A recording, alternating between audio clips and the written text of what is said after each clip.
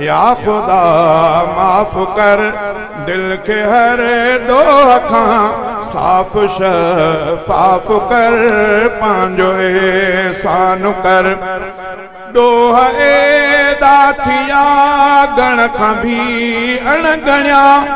अहिड़ा कम मूं खां थिया तोखे जे अणवणिया मेट हर हिक खता मन सफ़ा साफ़ कर मेट हर हिक खता मन सफ़ा साफ़ कर दिल के हर दो अखां साफ़ शफ़ाफ़ कर पांजो एहसान कर या खुदा माफ़ कर दिल के हर दो अखां साफ़ शफ़ाफ़ कर पांजो एहसान कर ख्वाहिशुन थे छिक्यो तरफ शैतान जे भुलजी पियुम कढ लगी नफ्स नादान जे ख्वाहिशुन थे छिक्यो तरफ शैतान जे भुलजी पियुम कढ लगी नफ्स नादान जे कर करम ख़ास को मुँह ते लहाफ़ कर दिल के हर दो अखां साफ़ शफ़ाफ़ कर पंहिंजो एहसान कर तो कुशादी बुधा तुंहिंजी रहमत धणी घुर्ज तुंहिंजी इनायत संदी आ घणी तो कुशादी बुधा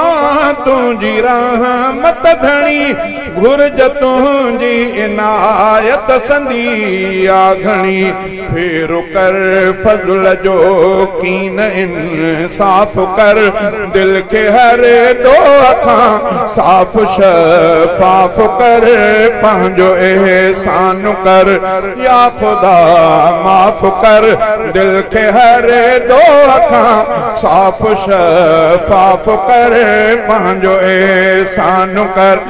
ॾाढो कमज़ोर मां तुंहिंजो मालिक बंदो आहियां रोई ॾकी अर्ज़ तोखे कंदो आहियां रोई ॾकी अर्ज़ तोखे कंदो मूं कंदो ज़ख जी रब दूर तूं बाफ़ कर दिल के हर दो अखां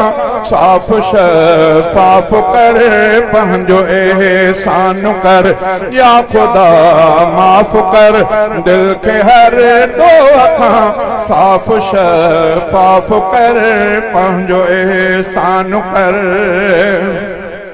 नेक हर चङे कम जी तौफ़ीक़ दे तोखे अशफाक़ ही सुंदड़ो थो सॾे नेक हर चङे